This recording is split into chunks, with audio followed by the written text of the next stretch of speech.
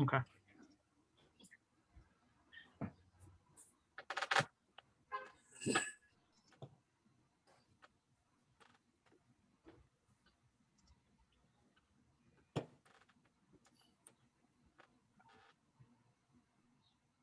Okay, well, we haven't heard back from Eddie, but we'll get started. And if he joins, we'll have him take over chairing. I'll call the meeting to order. It's 1:05 p.m. And I'll kick it to Sebastian for roll call. Happy Friday, everyone. Happy Friday, Vice Chair Hammond. Hi, everyone. Let's see here. Ed Lopez. Good afternoon, all. I am here. Thank you. Carolyn Schofield. Hello. Let's see. Gary Johns. Here. David Harris. I am here. Greetings, everyone. Greetings. Happy Friday. Matthew Vasilakis. Here. Thank you. Tom Summers. Here, greetings from sunny IB. Everyone's cheery today. I love it. Jen Dirks. I'm here. Let's see. Secretary Webb. Here. And Vice Chair Hammond. Here as well.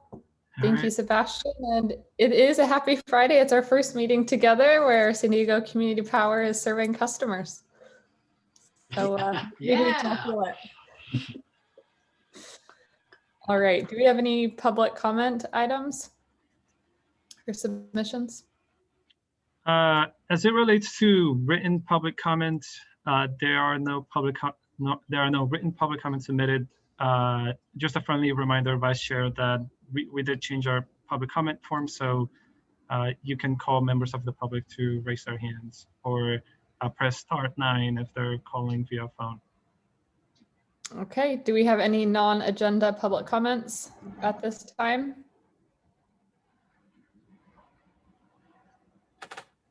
All right. Not seeing anything. We will take a look at our agenda. Does anyone want to withdraw or reorder anything on our agenda for today?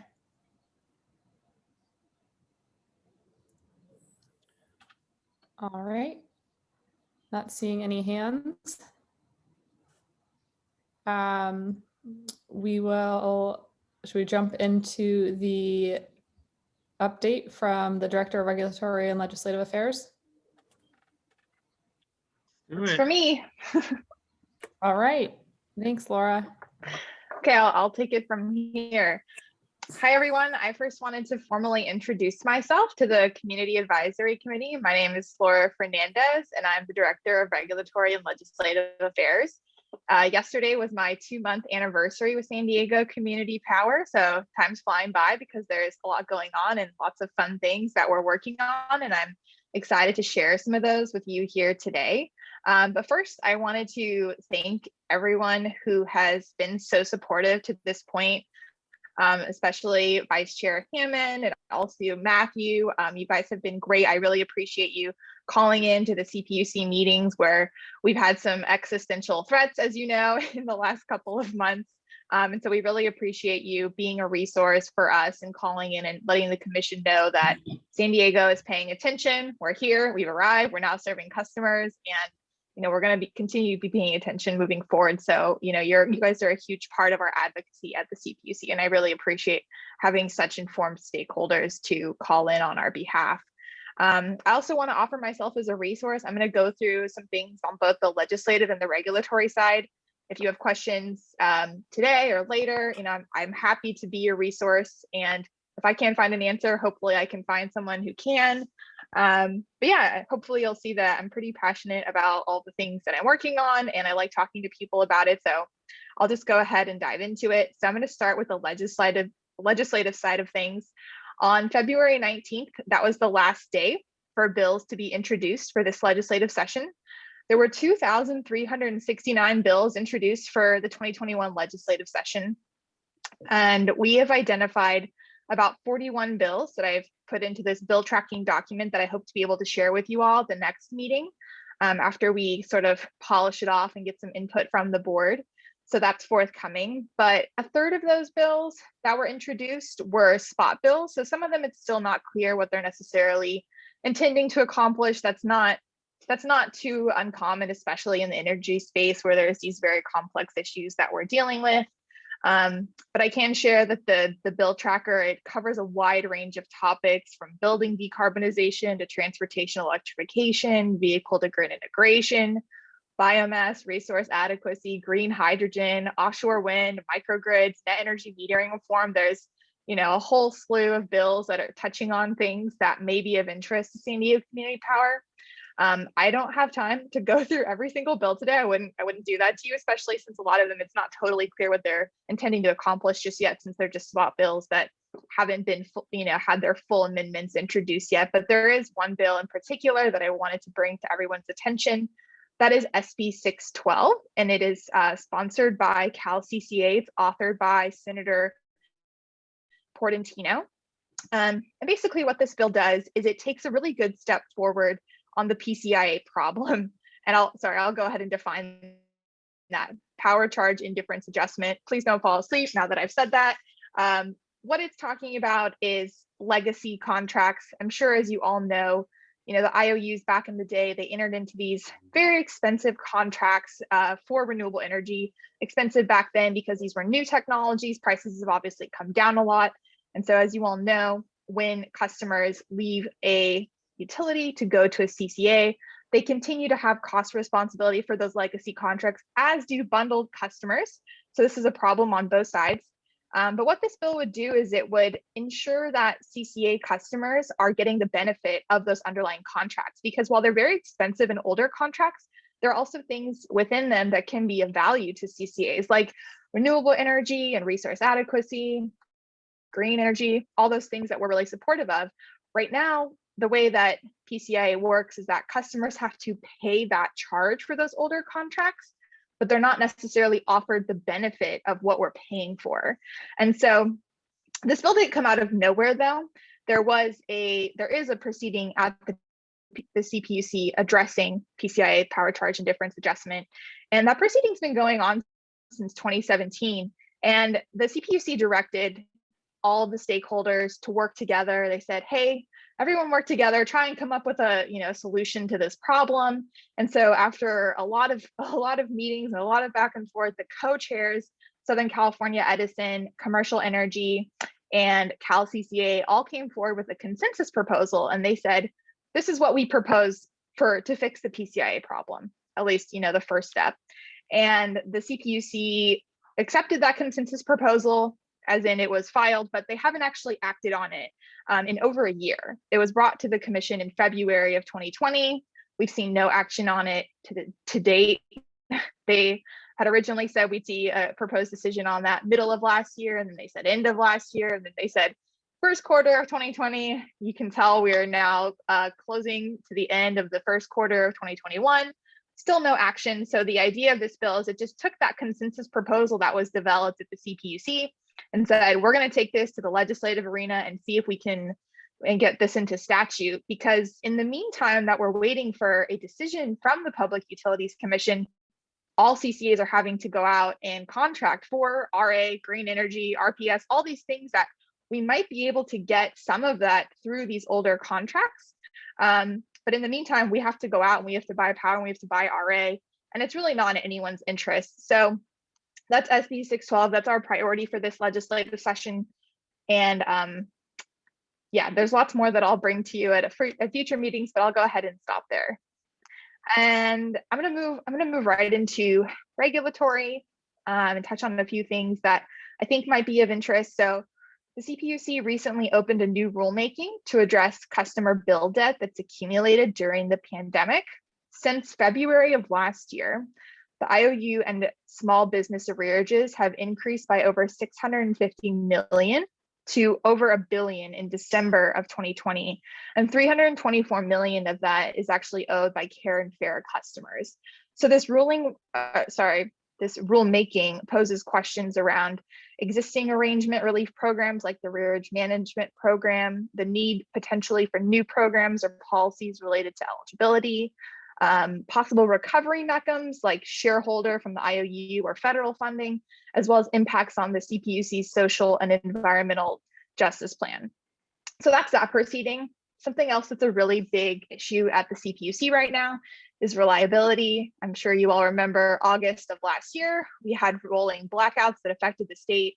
It's a huge priority, both in the legislature and at the Public Utilities Commission. You know, there's pressure from all around to make sure we don't have a repeat of that this year. And so last month, the CPUC issued a decision that the first one focused on ensuring adequate supply for 2021. And so it ordered the IOUs, including SDG&E, to procure additional capacity for the summer. And they were able to do this by either deploying storage resources, contracting power that was at risk of retirement,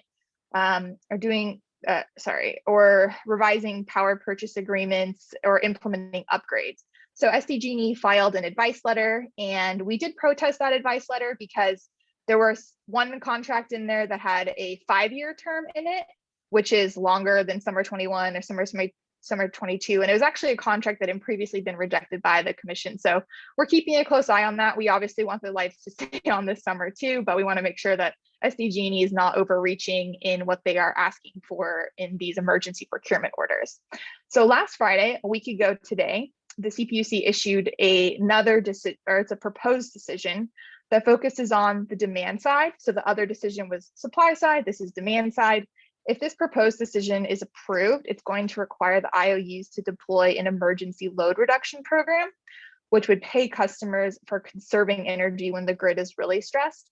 And that proposal, if it gets through, would also direct IOUs to procure additional demand side resources, which basically would result in increasing the planning reserve margin, which is currently 15% to 17.5%. The next proceeding I'm going to discuss is net energy metering. I heard that this group is pretty interested in net energy metering, so I didn't want to miss out on the opportunity to talk about that. The investor-owned utilities on Monday plan to issue a joint proposal for a NEM successor tariff. So we haven't seen the details of that yet. SDG&E did provide us with a high-level overview of that proposal earlier this week. One thing that was really important is they said that it would not affect existing NEM 1.0 or 2.0 customers, because we know there's a lot of concern around existing rooftop solar customers potentially changing anything in those earlier tariffs. So SDCP is a party in this proceeding, and we're engaging with other CCAs as well. And then the final one I wanted to touch on was utility rate affordability. So the CPUC issued a white paper in February, and they also held an en banc that addressed affordability. And there was a few key takeaways that I thought were interesting that I wanted to share with all of you. The white paper notes that if not prudently managed, California's policy goals could result in rate and bill increases that would make other policy goals difficult to achieve and could result in energy bills becoming unaffordable for some Californians. So since 2013, rates have increased by 48% from SDG&E, which is much higher than the other utilities. It's 37% for PG&E and 6% for Edison. And by 2030, bundled residential rates are forecasted to increase by 20% for SDG&E, which is also a lot higher than for PG&E or Edison, which are at 10 and 12% respectively.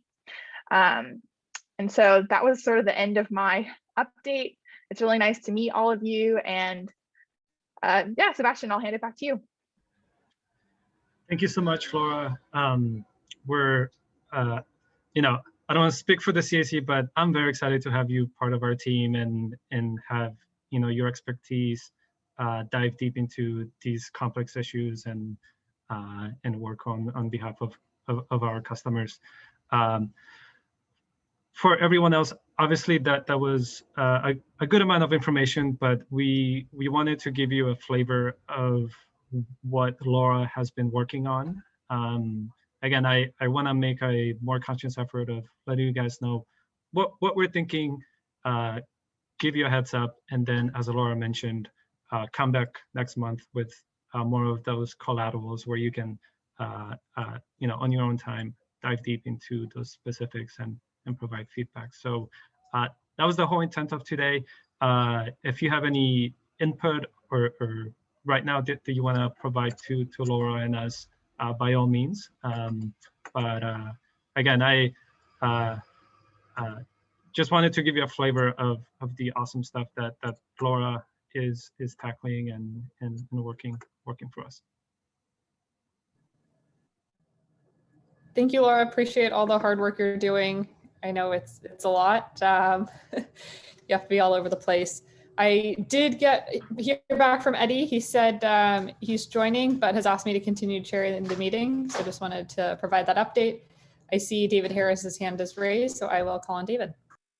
Thanks, Tara. I wanted to ask if perhaps within a month or two, we might have a special workshop just to get a better understanding of the regulatory framework for CCA and the CPUC, the relationship between the two, and then the investor-owned utilities.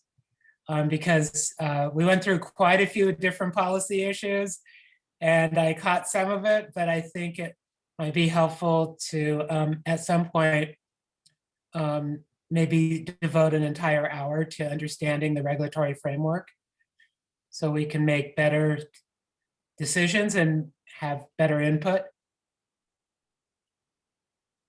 Yeah, I think that's a great idea. I can discuss that with Bill and Cody and get their thoughts, and Sebastian obviously too. And yeah, I really appreciate that idea, and I'll take that back internally. Thank you. I initially saw another hand raised. It seems like it has gone down. Did anyone else have any questions or feedback for Laura? Gary, go ahead. Yes. I wonder if there's some sense, I'm very interested in SB 612, and I'm wondering about the, I'll say the assessment of it getting through. You know, it depends on who you ask. I think that Cal CCA is very hopeful. We have 19 co-authors at this point. We're continuing to ramp up our meetings with legislators, and we've gotten a lot of support from the bill. But then I talked to someone else this morning who told me that the bill's not moving, which, you know, that shocked me. So yeah, I mean, I'm hopeful that the bill will move through. But something else to consider is that the CPUC could also take action now that they know that the bill is out there. The amendments have been introduced. There's a little bit of tension here in that, you know, there was a hearing a couple of weeks ago, and the CPUC gets pressure sometimes from the legislature saying, hey, why haven't you acted on this? You know, and so I think that even if SB, you know, I'm hopeful that SB 612 will move. I think that we're getting a lot of co-authors and we're getting a lot of support. But on the flip side, you know, the CPUC could come out with a proposed decision, since they are getting pressure I've seen in the public arena to act more quickly on some things that they have let sit stale. So sorry, I wish I had a better answer. I wish I could, you know, get out my fortune teller globe. Thanks, Laura. I saw Tom's hand raised, then Matthew.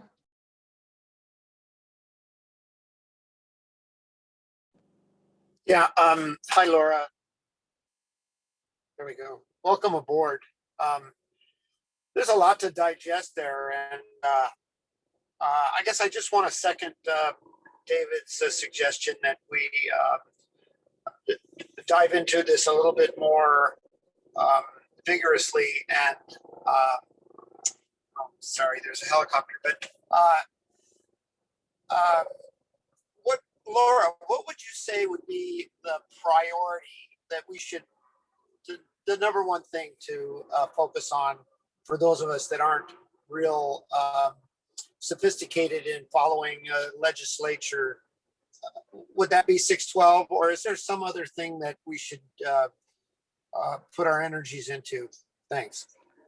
Yeah, I would say that SB 612 is definitely the priority right now, because the PCIA represents a huge amount of money that SDCP customers will pay. And if we can ensure that we're actually getting something in return for the millions of dollars in PCIA that will be passed on to customers, rather than just paying a charge because we have to. If we could get green energy, RPS or RA along with all of the, in exchange for the money that we're paying for it, then that would be hugely helpful to SDCP. And to be clear, it's not that we necessarily need SB 612, because the way that it works right now is that the IOUs have discretion if they would like to work with us and give us, a proportion of these contracts, they can do that, but they don't have to. And so that's kind of the challenge, is that they're able to collect these above market costs, whether they renegotiate the contracts or not, whether they sell part of them to us or not. So it's just that they have a lot of discretion right now. And this would just make it compulsory that they would have to renegotiate contracts, work with the CCAs, and at least offer us part of these contracts if we want them. We wouldn't have to take them. That'll be up to us. But yeah, that's definitely the priority. All right. Did you have a follow-up to that, Tom? No, just thanks for that, Laura. Sure, thanks for the question. Matthew? Thank you, Tara. And thank you, Laura. You've done an excellent job wrangling folks for these CPUC hearings and tracking everything. I've been very impressed and very happy in how we've dealt with some of these major issues. I think I'm just forever vigilant about what SDG&E can do to harm us. And so, I think that's going to be first and foremost in my mind. And one of the things that kind of comes up is just how frequently they change their rates in any given year. I've heard that compared to SoCal Edison and PG&E, like SDG&E is just all over the map with their rate setting over the course of the year. So I'm just wondering if in the long run, we can kind of develop some sort of strategy or plan to address that.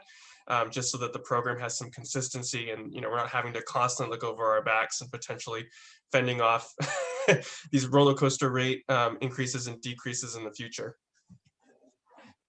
Sure, yeah. I will point out that there is one requirement that is in statute. I think it's in statute. Yeah, it's the Code of Conduct that requires at least every quarter that, or 60 days after a rate change, that we put a comparison between SDCP and SDG&E rates online. And so it would give customers a fair sort of side by side of what the costs are for SDG&E and what they are for SDCP. I mean, unfortunately, we don't really have control over their rate setting, but obviously we are participating in all of the applicable CPUC proceedings.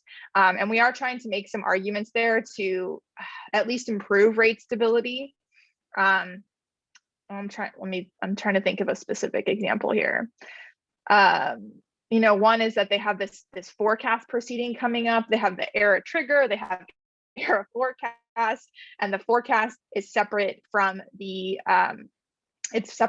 sales proceeding. So, we're arguing that, like, why are they separate? They should be together, because as you point out, it's just, rate change, and it would just make more sense if they could be addressed in tandem. So, we're definitely cognizant of the rate changes, and it's a lot of work for us to stay on top of those and make sure our rates are lining up in the way we want them to. But yeah, it's definitely a challenge, and I wish I could control their rate setting process more than we do, but unfortunately we can only really control our rate setting process and respond to what they do at CPUC. Thank you, Laura. Tom, did you have a follow-up, or is your hand raised from earlier? Looks like it went down. Sorry, and No problem. Does anyone have any other questions or feedback for Laura? Laura, will you be coming back next month as well? Yeah, I think that was the plan after, we get a little more input from the board on this this sort of draft bill tracking document I put together. I think that the idea would be to come back and have further discussion. But yeah, we can also talk internally about when might be a good time to do a set aside time to discuss the regulatory framework in a more in-depth setting. Okay. Thank you.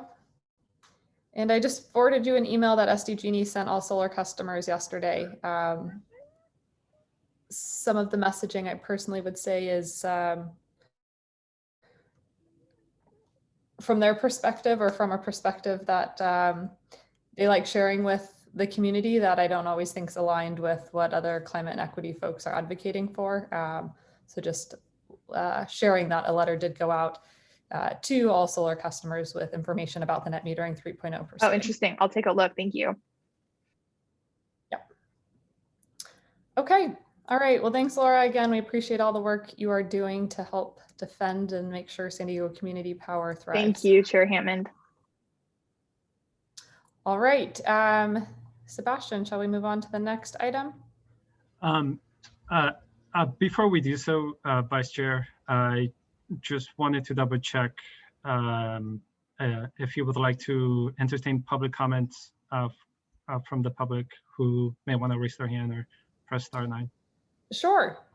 Does anybody from the public want to make a comment? I don't see hands raised on my end. Do you see any on yours? No. Okay, thank you for that reminder with the new process. Yep. All right, we'll move on.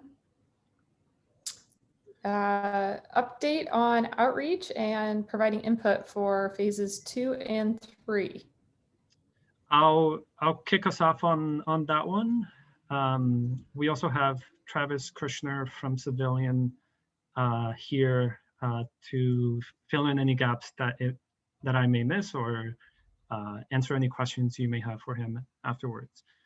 And really, before I kick us off, this same item is the reason why we brought it up is to continue that trend of letting you guys know what we're thinking, what's kind of in the pot brewing, and then take some input now and follow up with more specifics. So without further ado, go right ahead.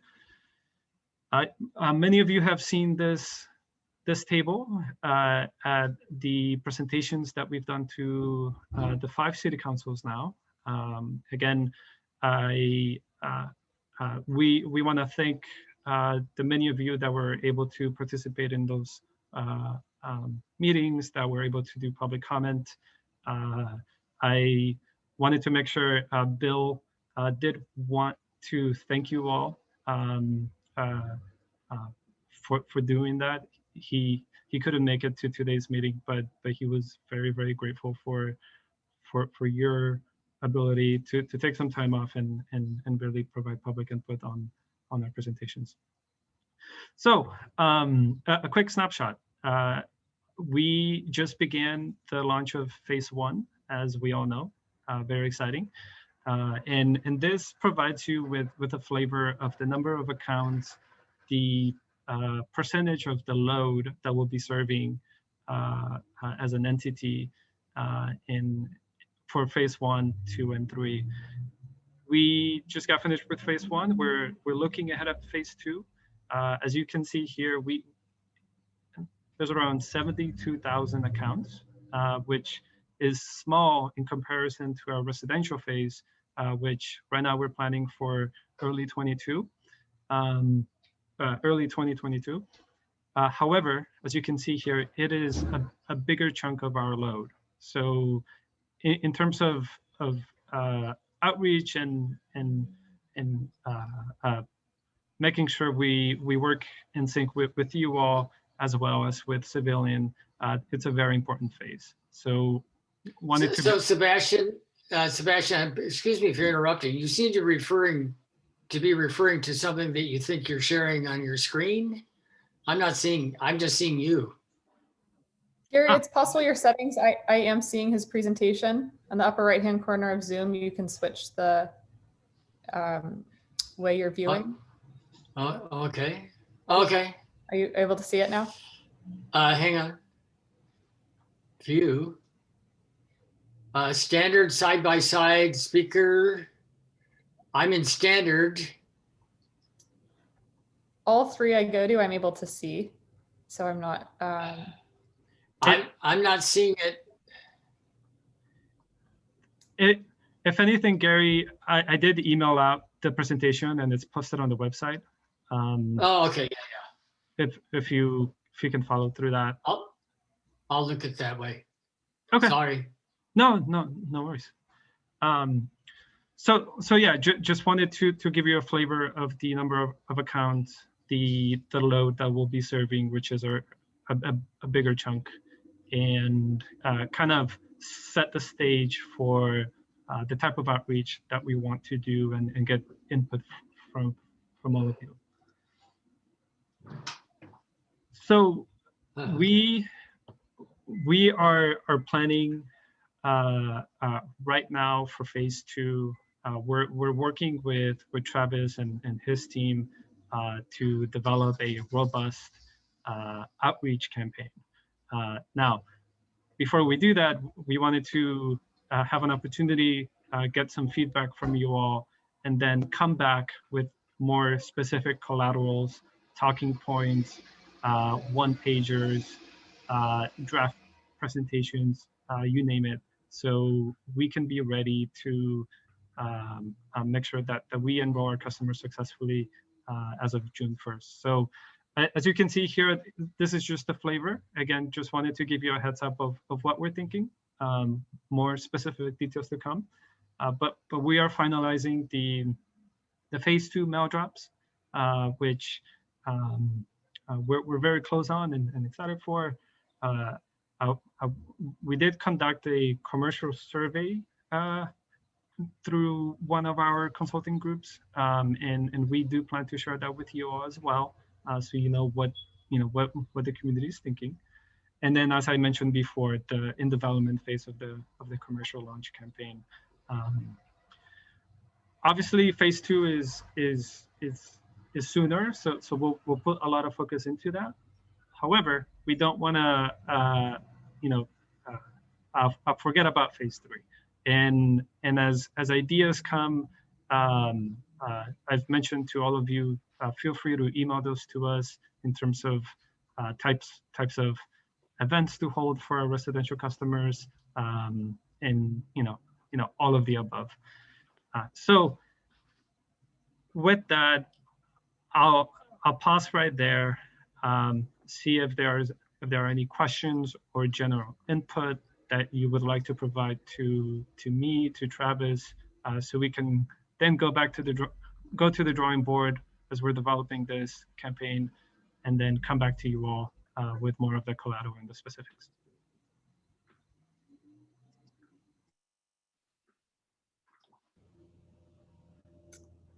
I don't see any hands raised. Does anyone have any questions or feedback?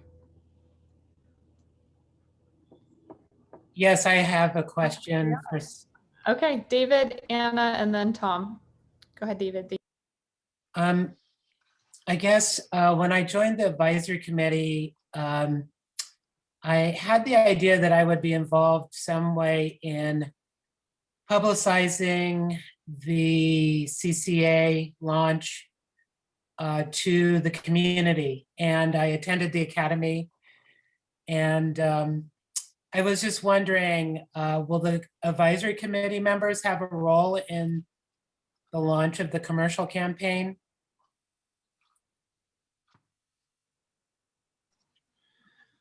Yeah, we want to involve you all in whatever way we can, given COVID restrictions, but hopefully by the summer things will be a little bit more relaxed, and life will resume. I do see a role for all of you. It's just figuring out those specifics, and that's why Travis and our team are working on those specifics to eventually come back to you all and go from there. So the short answer is yes, David. Thanks, David. Anna, go ahead.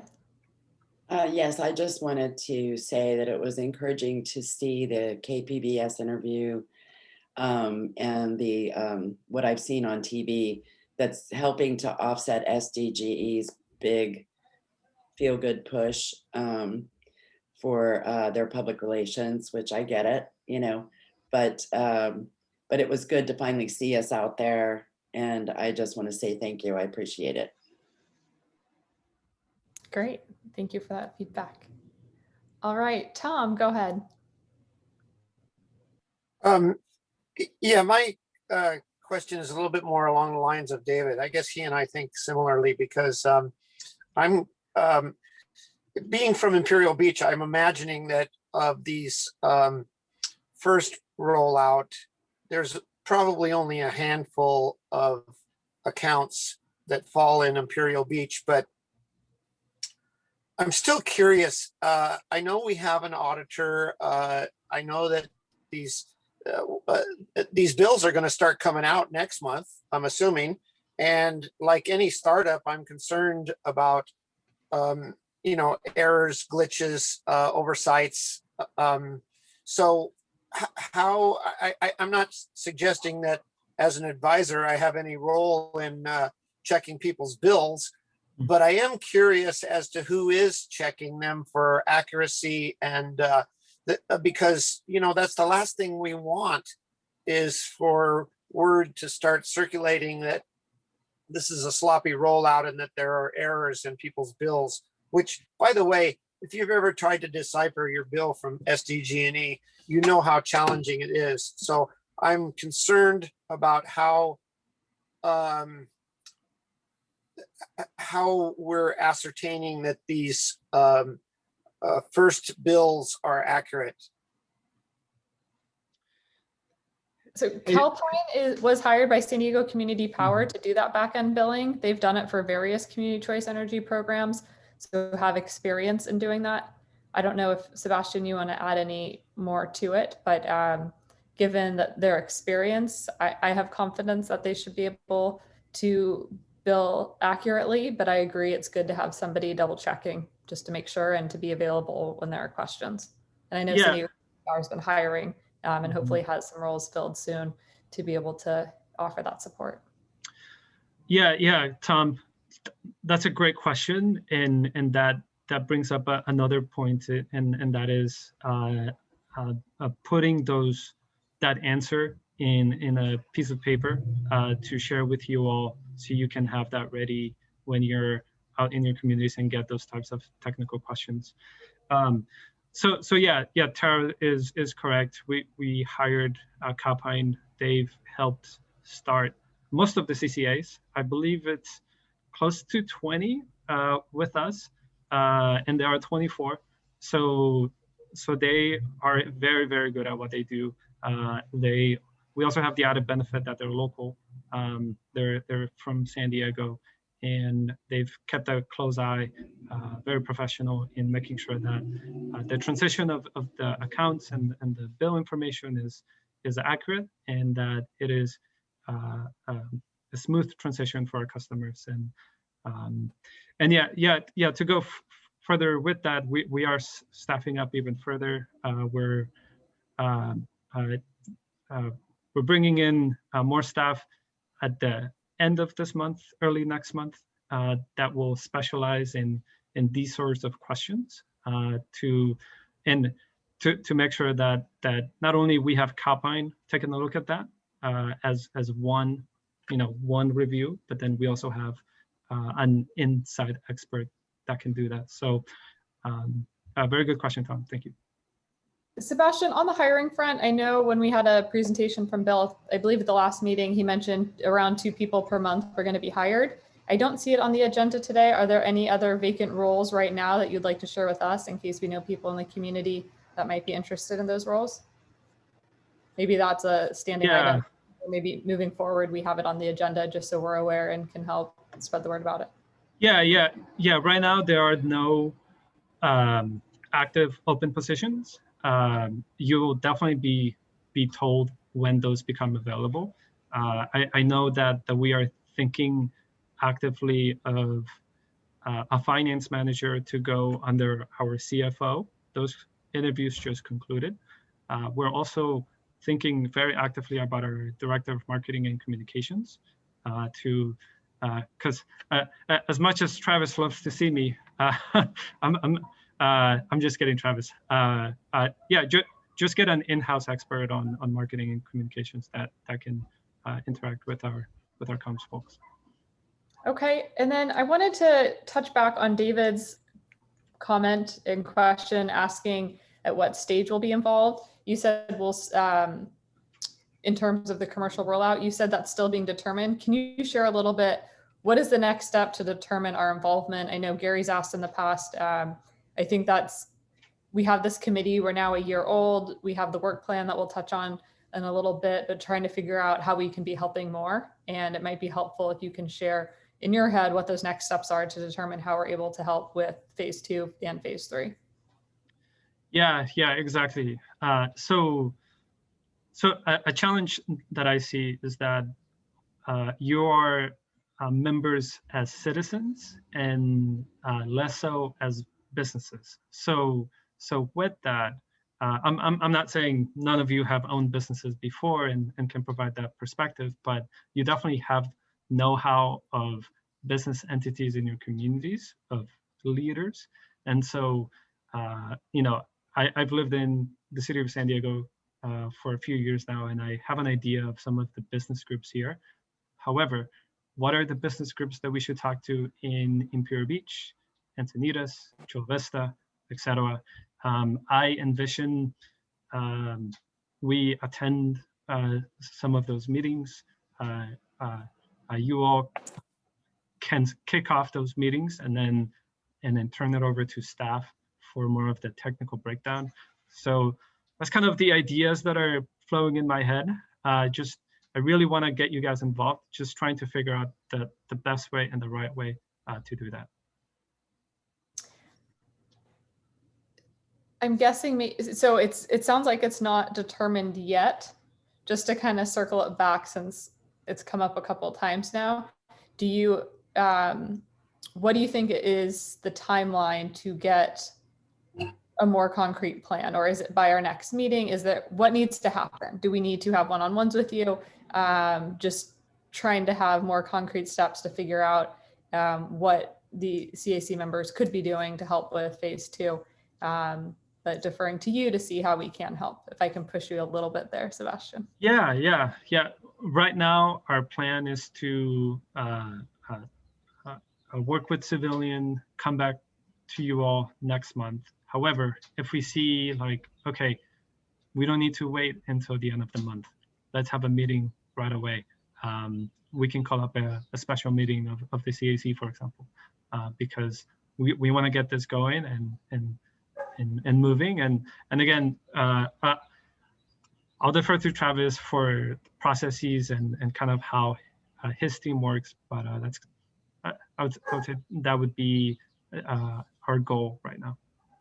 Okay. Yeah, and just to chime in, and thank you all for having me. Nice to meet you all.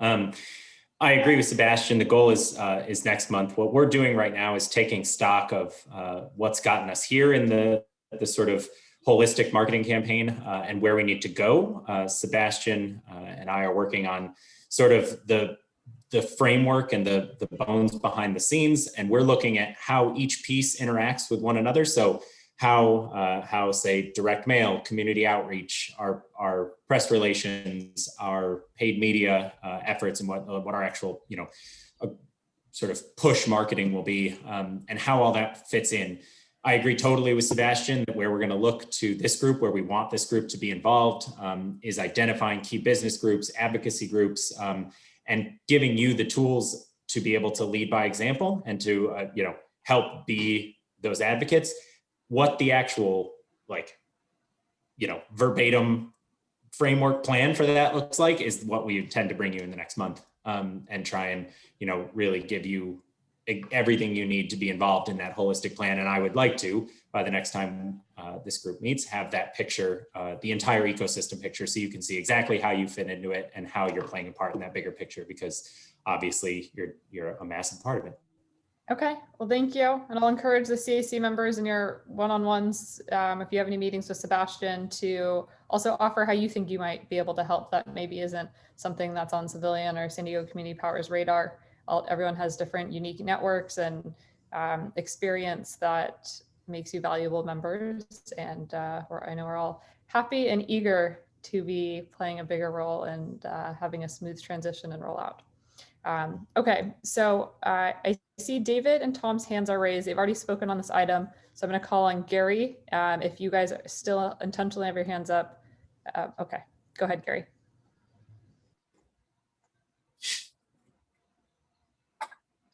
You're muted, Gary. There you Oh, go. I thought I hit the button, but I slid off the, never mind. Happens to the best of us. Yes. I'm thinking back to Bill's presentation to the Encinitas City Council, and it was a great presentation.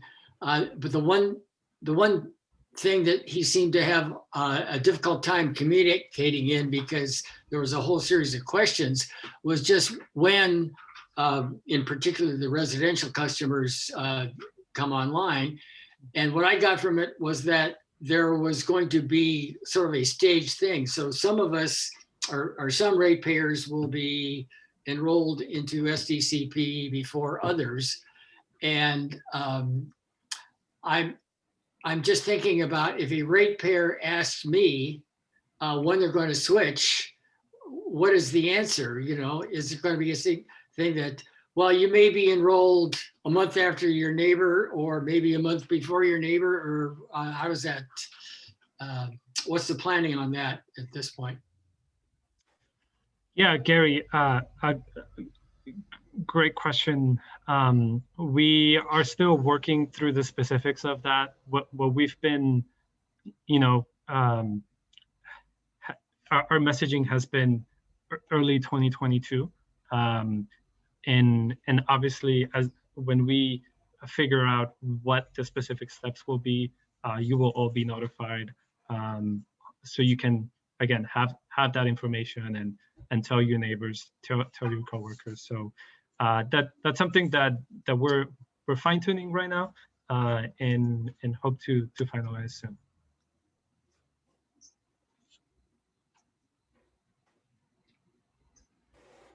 Matthew, I saw your hand was raised earlier. I'm assuming you intentionally put it down. Okay.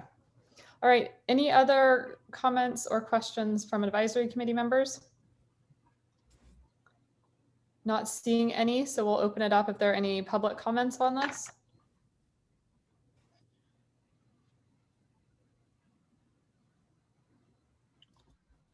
All right. I don't see any, Vice Chair, and I do see a phone number.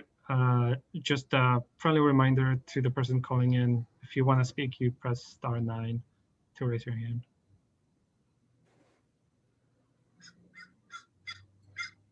All right, without seeing anything, shall we move on to the next item? Great. And thank you, Travis, for chiming in and sharing as well. Of course. Okay, so this next item, receive update from the Ad Hoc Work Plan Committee. Excuse me, Vice Chair. I did see a member of the public raise their hand at the last minute. Just wanted to make her aware if you want to entertain that. Okay, I didn't see who that was. Do you want to call on them? Sure. This is, and my apologies for any mispronunciation, Madeline Falco. Let me just set a timer.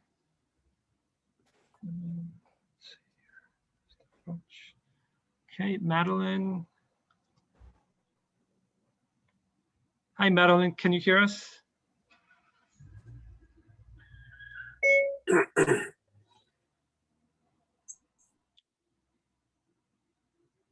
Madeline, you'll need to unmute yourself if you would like to speak.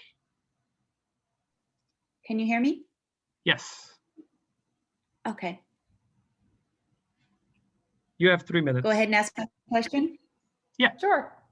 Well, I actually have a Marcom background, marketing communications. So I'm very curious about the launch. And so I'm curious on what your, my background is marketing, branding, messaging, and I've done this for a while, but I recently worked at Mira Costa College. I ran a sustainability program there. So my question is, and I had to launch a program there as well. So I'm familiar with what that entails. So I'm really curious to know how you're going to, what some of the tactics are as far as your communications plan in reaching out to not only the public, but some of the underserved communities that we have within the 5 territories, the 5 cities that are a part of this, and you know how you're going to bring some of those underserved communities in and really get the word out about SDCP, because I know at this point, a lot of people that I talk to about it, I live in downtown, to a person, no one has heard anything about it really. So other than like people like me that, you know, I am involved and I work in the industry. So I was just curious to know about that. Sebastian, you want me to jump in there? Yeah, please, Travis. Sure. Yeah, thank you for your question, Madeline. At Civilian, we are a marketing agency aimed at sort of the common good, and we do things like that all the time. A lot of our audiences that we work with across a lot of our clients and campaigns are underserved, hard to reach, you know, whether it's the environmentally disadvantaged, something like that. There's all sorts of reasons.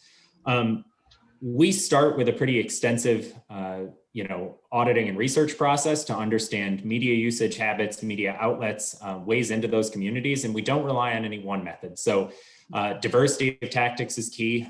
Some digital tactics offer pretty advanced targeting, including pretty advanced geo-targeting, but we know there can often be a digital divide in some communities, and so we don't rely on that. But we'll look to small scale, more guerrilla or niche out of home, which is, I assume, language you're familiar with. So, yes, you know, whether that's wild posting, you know, gas pump toppers, posters, bus benches, bus stations, or, you know, bus stop ads, things like that. There's a whole variety of tactics, but we start with a pretty extensive research to understand what the media usage and availability is within those communities.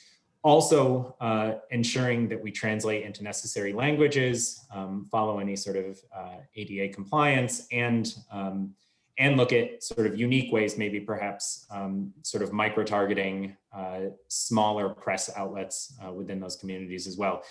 And that's all backed up by outreach into certain communities. And that the flavor of that has yet to be shaped yet, as we've sort of mentioned. And so I can't give you tons of specifics there. But that auditing and planning process is what we're about to dive into here for phase 2.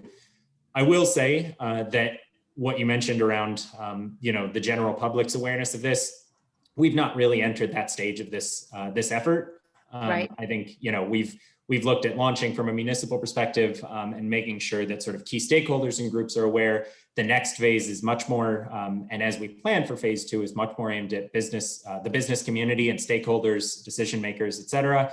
So even that is going to have somewhat smaller spillover. We'll have some, of course, spillover into the wider public, but that exact spillover is yet to be determined. And then the residential launch, which will be a push that we start later this year, and to, you know, shape around the timing of that residential rollout, will include much more of that flavor of making sure that we address and communicate to our underserved communities.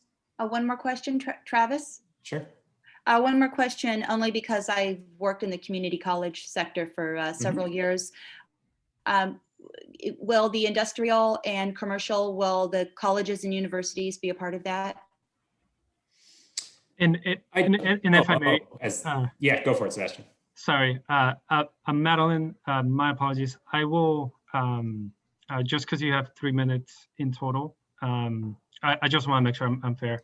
So at the discretion of the vice chair, I'll go ahead and move you back to the attendees list, and then Travis will respond to your answer from there. Oh, thank you. I would like a clarifying point, Sebastian, just whether or not, are you referring to where they fit in the customer list? So whether they fall into municipal, commercial, yes, or, okay, that question, Sebastian, might be better suited for you because it's not really a marketing question. Yeah, where they fit, sorry. I'm sorry, can you repeat your question, Madeline? Colleges and universities, I'm wondering how they fit, only because I've worked in sustainability and I've worked with SDG&E and other third-party suppliers, but I'm just wondering where they fit into your Yeah. Your outline. Yeah. Great question. So for colleges and universities, those tend to be larger commercial users, larger consumers of energy. So with that, we actually are hiring a few folks that are going to handle key accounts. So those key accounts, colleges and universities would fall under that, where they get and this is similar to other utilities and SDG&E as well. They get that customized service through a member of our staff to make sure that any of their needs any of their needs are addressed, any of their existing energy arrangements. A lot of colleges and universities receive their energy through a direct access arrangement, which that's not eligible for CCA service. So we take a different approach to them, make sure that they're aware and that we're able to answer their questions. Thank you, Sebastian. All right, are there any other public comments? All right, not seeing any, so we'll move on to the next agenda item. This is about the ad hoc work plan. For those who joined our meeting last time, we discussed creating an ad hoc committee to work on our work plan. And I will pass it to Carolyn, who will give an update, or at least start the update of what our ad hoc committee did. All right, thanks, Tara. And okay, yeah, my volume's okay. All right. So Eddie, Tara, Gary, and I met with Sebastian and we looked at the old work plan, and then it's in a Google Doc and we each added ideas to it. And so now we have that document. We talked about what's going to happen when the board meets and they come up with their work plans, and do we need to be aligned with that? And so that is what the plan is moving forward. So now we've discussed a lot of items and we're going to wait for the board meeting, and then we can put that into an actual document for everybody to look at. But what I specifically wanted to share is what I was wondering and wanted to do as I was looking at the work plan was to align it with our scope and purpose document. So just a couple comments about that, because I think that really is the underlying, sort of our underlying mission. And if we can put our work plan in those terms, then we can kind of feel like this is where we're going and why. And so the ones that I looked at are providing a venue for ongoing citizen support and engagement in the strategic direction of the San Diego Community Power Board of Directors. I just skipped a line. Strategic direction, goals, and programs of San Diego Community Power. So I think that's at the heart of what we want to do. And so I kind of rewrote the tasks, and you'll see this later, in positive terms based on these scope and purpose items. And the other one was help the board identify issues of concern and opportunities to educate members, community members, about San Diego Community Power, and also serve as an information channel back to the communities. So I think if that's what we'll be talking about next as we look over our document. But I think that's a great way to align what we're doing with what we're thinking we're doing. And also we're really are supposed to be aligned with what the board is doing. And so ultimately we'll want to talk about communication and how we know what they want and they know what we are thinking and all of those things. And hopefully when we meet together with the board, that will be an opportunity for all of us to discuss. So thank you. Thank you, Carolyn. And the work plan she mentioned from the old one was one that was created for the Community Advisory Committee last year. And throughout the year, that was something that guided our work. Going into our second year, I think we have a better understanding of our capabilities and how everything is running. And so we've expanded upon it this year, added more categories, added more description. And Sebastian, is this something that we will bring as a draft at the next meeting if Chair Price approves? We could. My initial approach to speed up the adoption of the work plan has changed. I've held a series of meetings with other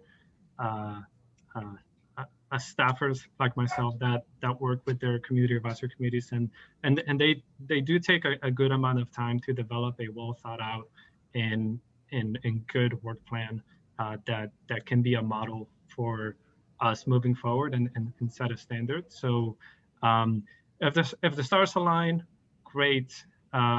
If not, I really want to make sure that all of you are happy with it, that it is tangible, that it is feasible, and the goal would be next month. But with that small caveat that it may take a little bit longer for us to come to an agreement. Okay, so thus far, only the ad hoc committee has seen it. What would be the next step to circulate it to others and make sure we're following Brown Act and following the correct process here? Yeah. The next step, I want to set up a meeting of the ad hoc committee to discuss some of the proposed changes, think about other ideas that have come up on my end that we could include, and also anticipate the strategic planning session of the board. So if we share that document with the rest of the board, then it becomes a Brown Act compliant document, which defeats the purpose of the ad hoc committee. So that's why I had suggested that you will provide an update to everyone today, so they're aware of what's going on and can ask you guys questions on what you're working on. Okay, so I'd like to propose for us who are on the work plan ad hoc committee to potentially meet the week of March 22nd or 29th to review it again, try to finalize it to the best of our ability, and then plan on bringing it back to this committee next month if we're all comfortable with it. Perfect. Does that work? Now follow up with everyone, to close the loop on this. Okay. Does anyone else on the ad hoc committee or not on the ad hoc committee have any questions or comments on this item? Okay, not seeing any. Are there any questions or public comments from the public? Let me take a look. I don't see any. Okay, should we move on to the next item? Standing item, discussion of potential agenda items for Board of Directors meeting. Does anyone have any recommendations for items that Chair Price would suggest for the Board of Directors meeting? Matthew, go ahead. Thank you. Yeah, just wanted to elevate. I know we got a public comment from Jay Powell regarding the City of San Diego's franchise agreement, and I don't know if SDCP is continuing to track that, but that would, it's a ongoing issue. The board should hopefully be attentive to. So just wanted to elevate that and see if we can continue that conversation, because the mayor's office I think is making some key decisions now, and the bidding process will go through the spring, and they're hoping for a conclusion in early June. So just wanted to flag that. Sebastian, thank you, Matthew. Is that something that either you or Laura, if she's still around, are able to address if San Diego Community Power is weighing in or having conversations? This is just a very important issue. So it'd be great if we're able to get an update today, if that's possible. I can answer that, and Laura, if you have any details. you can cover. At this moment, I believe Cody is our one staff member who is engaged in that front. I would be happy to connect with her and share the thoughts of the Community Advisory Committee and get back to you all with an update on where we're at. Obviously, this is part of the public record, and Eddie or you, Tara, can mention this as part of your CAC report to the board to let them know that this was talked about. So those are the two avenues I see right now. I wish I could tell you more, but I know Cody is our interface with the city of San Diego.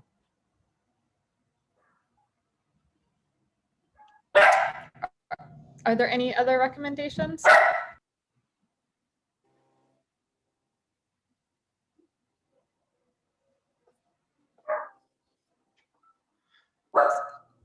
I do have one item. Sorry, my dog's barking. Our neighbor's noise. So net metering 3.0, Laura talked about it. Laura's tracking it. Ty's very involved with different regulatory stuff. Ty Tosdell. I'm wondering if any of, I'm sorry. I'm wondering if this might be an item, CAC members, that we flag for the, I'm sorry. We'll stop. Okay, he has stopped. If there are net metering 3.0, is this something we want to flag for the board? All of the board members are elected officials for their respective cities. While San Diego Community Power is weighing in, I think we need to do everything we can. It's not dramatic to say we're trying to save rooftop solar in America. If the utilities successfully pass what they're trying to do in California, other states will follow suit. It will make it so I believe San Diego won't be able to hit our 100% climate action plan goals. It will hurt clean energy goals throughout the state. So it's a little indirect, my initial thought of getting the other members involved, but just seeing your guys' thoughts on that. Or if that's I can jump in. I'm not sure if that's what you're looking for, but I'm happy to jump in here. So, you know, as I mentioned, and as you know, I read the email from SDG&E about the proposals that are coming out next week. So I agree that net energy metering is, you know, it's definitely a priority issue and something that we are very closely following, not only in the regulatory space, but also in the legislative space. I think, Vice Chair Hammond, that there is a bill that's on your radar, authored by Gonzalez, I think. All this to say that we haven't seen all of the proposals in the NEM proceeding yet. And so I definitely am closely following it, but the devil is going to be in the details of what is in these proposals that are coming out next week. So there's a lot that's still unfolding. But yeah, I'm fully open to suggestions on how to get input on them. But from my perspective, I kind of like to, you know, sort through what are their proposals, what do we think of them, both in regulatory and legislative, before seeking input. But I'm open to your input also. Thank you, Laura. And hearing that, I actually am going to change my recommendation into, so the bill she mentioned was introduced by Assemblywoman Lorena Gonzalez. It's AB 1139. And there's a great component that adds additional funding for those customers on CARE, SDG&E's discounted rate, additional funds to go solar. So love that, absolutely support that.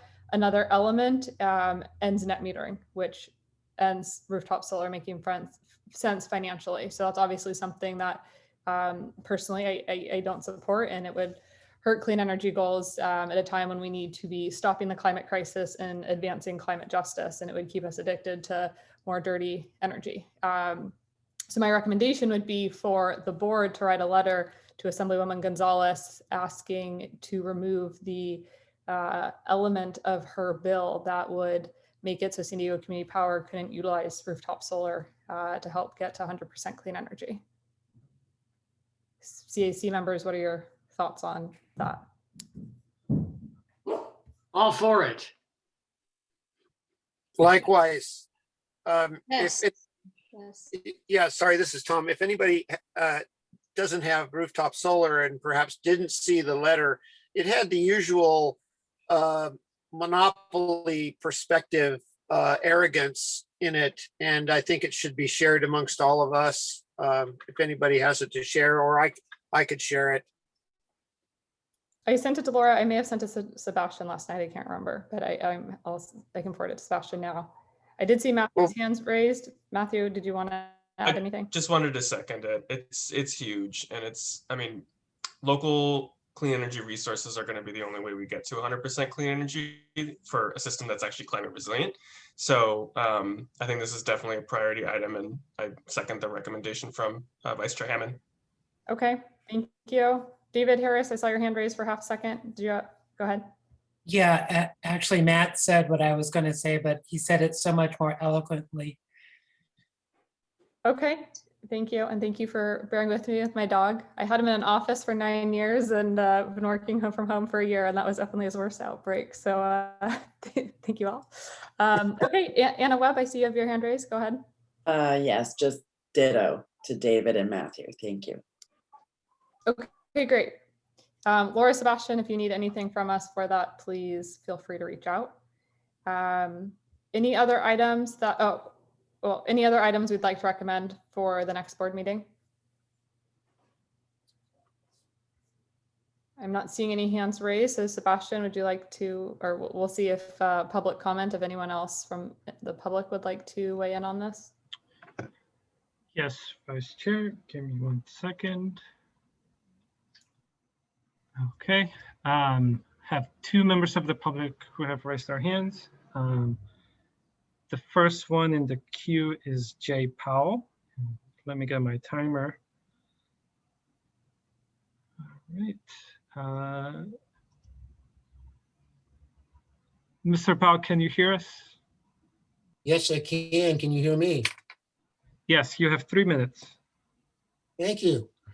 Good afternoon, everyone. Vasilakis mentioned that I think I'd sent you some information, and I don't know if that's been distributed to you. It's a checklist of priority policies and provisions for energy franchise agreements that was kind of a compendium, 2 pages that were put together by the Coalition for Better Deal for Clean Energy Future in the city of San Diego's considerations, and Matthew covered that. I just wanted to bring that to your attention, and it sounds like there's already perhaps some interest in bringing this to the board members' attentions, and the other members, community advisory members, have different kinds of franchise agreements. But I think this would be helpful and useful, because the bottom line is, if you don't have cooperation and from the utility, whether it is private or public, in delivering to your customers, there's going to be problems. And as I think others have mentioned, being able to develop local power. I serve on the city's Sustainable Energy Advisory Board, which has been in essence inactivated by the city and the former mayor. And we received in 2018 a workshop, participated in a workshop with the Clean Coalition, identified the solar potential within the city of San Diego and suggested wholesale feed-in tariffs. And I think those are the types of things that the franchise agreement has to have terms to facilitate. We are advocating for an investigation of public power, and I think it's very important that we clarify the relationship that could exist between San Diego Community Power and a public power agency, such as SMUD, or an independent agency that would be able to deliver the power on behalf of San Diego Community Power. And I think there's a compatibility in there that needs to be studied. And we're advocating for those kinds of studies and local power and a study of public power to be done as a part and in parallel with a short-term franchise agreement of no more than 5 years and preferably even just 3 years. Anyways, I want you to be aware of that, and hopefully you have the documents. If there's any question, I'd be happy to answer those. Thank you, Jay. We appreciate you bringing this to our attention and for all of your advocacy. Does anyone have any question or comments on that? Okay, and Sebastian, did you say there was a second person calling in or raising their hand? Yes. We have, let me hold on.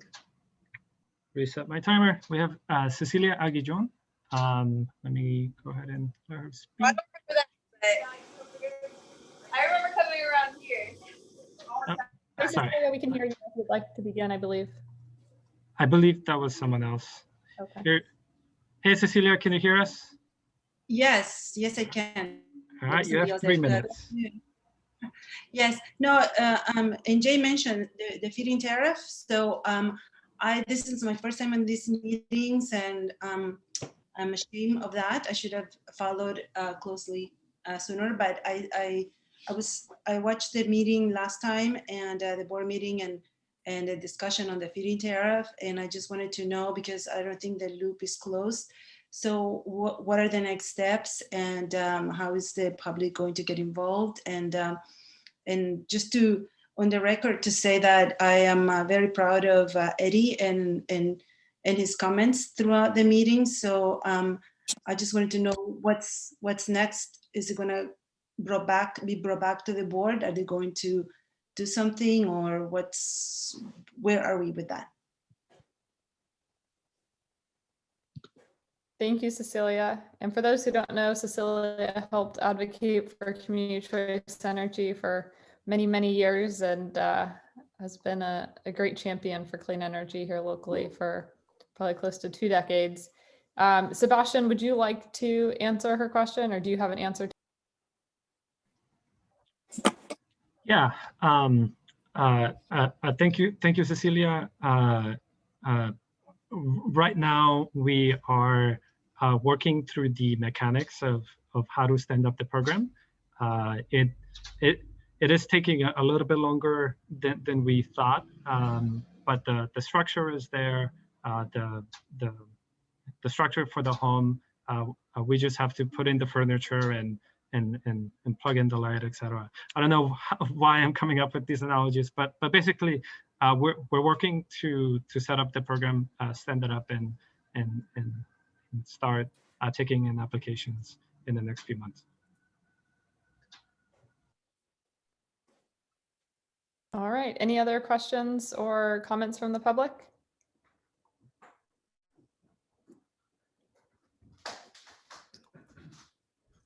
Doesn't sound like it. So we'll move on to our last item. Any committee member announcements?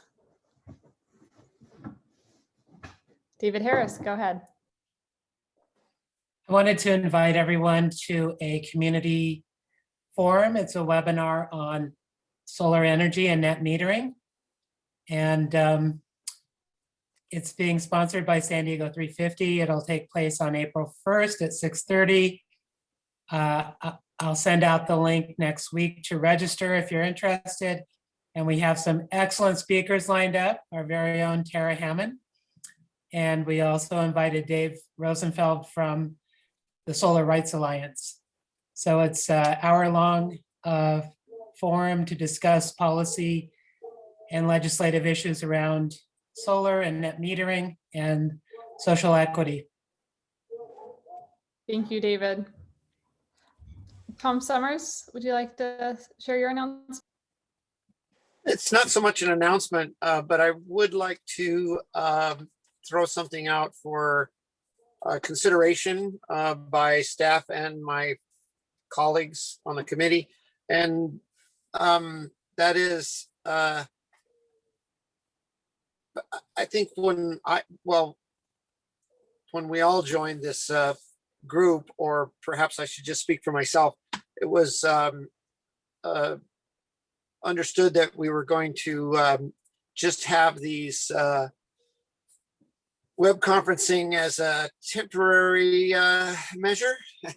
And I was wondering, are we considering, now that things are, we might have a light at the end of the tunnel on this COVID-19 thing, if we are considering a physical meeting in the future? And if so, where might that be and how might that be structured? I don't know if anybody else is thinking about it, but I know that I ride the Bayshore Bikeway frequently, and Chula Vista would be a great place for an outdoor, socially distant, healthy meeting, physical meeting. And it's centrally located between San Diego and Imperial Beach. Of course, we would love to have people from La Mesa and Encinitas come and bring their bikes as well. But I just want to throw that out there because I know it's going to happen sometime. Actually, these Zoom web conferencing lends itself quite well to recording purposes, and I'm sure that that's made it easy for Sebastian and staff. And yeah, we're probably going to continue doing this a lot. I am all for that. I think if we could have a physical meeting with maybe a hybrid type setup, we could all be on our devices at the same time. If power was a problem, I'd be happy to supply some mobile electricity. But yeah, I'm jonesing for a physical meeting, and that's my announcement. Thank you. Thanks, Tom. I'll let Sebastian respond to that one. Yeah, I hear you, Tom. I am itching to not worsen my eyesight any more than I have this past year. So we haven't thought about that step yet. What I can do is I can make sure I have an actual update for you by the next month's meeting, and allow me a chance to talk to our leadership and see what ideas they may have. Because just being honest with you, we haven't given that much thought yet.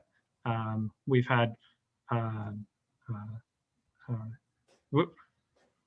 we are thinking about it, but in terms of next steps, we haven't put that much into it. So if you give me a chance, let me get back to you next month's meeting and see where we're at. Thanks, Tom. And I don't know if it's intentional, but it looks like you're in front of your solar and energy storage, which I like, if I'm seeing correctly. Yeah, I am, but I'm actually fiddling around with the background thing. I was afraid I was going to lose it. I'm not actually in front of my batteries at the moment. I'm mobile. I'm in my VW bus. That's a much better background. Well, you fooled me. I like it either way. Well, thank you. And Jen, I saw your hand was raised. Do you have something? Yeah, I just wanted to kind of piggyback on what Tom said and ask that when those considerations are being made, if it can be, you know, a pool the committee on their comfort level and also their logistics. I have 2 kids, and until they're in school full time, that's a real challenge. So I just want to make sure that that's a community decision. And I agree, Tom, I miss human interaction. Thank you. That's all. Thank you, Jen. Are there any other announcements? So I do have one unrelated to official representation with the committee. We have talked about net metering. There is a petition if anyone's interested in signing. It's savecaliforniasolar.org. California is spelled out. And it is signing a letter to Governor Newsom. The governor appoints the commissioners, and the commissioners will be the ones making the decision about net metering 3.0 with the proceeding that we've discussed today. So if anyone is interested, you're able to sign the petition asking to support the continuation of rooftop solar in California. And again, the savecaliforniasolar.org. Okay, any other committee member announcements? All right, seeing none, I will call the meeting. Oh, David, is your hand a new hand? Yeah, I watched the launch of the press conference on March 1st to launch San Diego Community Power. And I wanted to thank Joe Mosca for his comments, especially he called out the Community Advisory Committee and all its members and emphasized the role that we will play going forward. So I just wanted to thank Joe Mosca on behalf of the Community Advisory Committee. Thank you, David. And if anyone missed that launch, it was recorded on the San Diego Community Power Facebook page on March 1st. So you can still go back and watch the live event. It was, I think, about 10-15 minutes, short and sweet, but very exciting. And we're now operational. So thank you all for your role in that, and looking forward to continue to figure out this work plan and how we can all play a greater role in ensuring the success of our local program. And I know we're all excited to see programs being rolled out and really making a positive community impact while bringing 100% clean energy here. So exciting times ahead. Thank you, Sebastian, for all that you do. And hope everyone has a great and safe weekend. Thanks for Travis and Laura joining us as well today. Thank you. Yes, Thank thanks you. everybody. Great meeting. Thanks. Thank Thank you you all. all for your hard work. Appreciate it. Bye. Bye. Take care.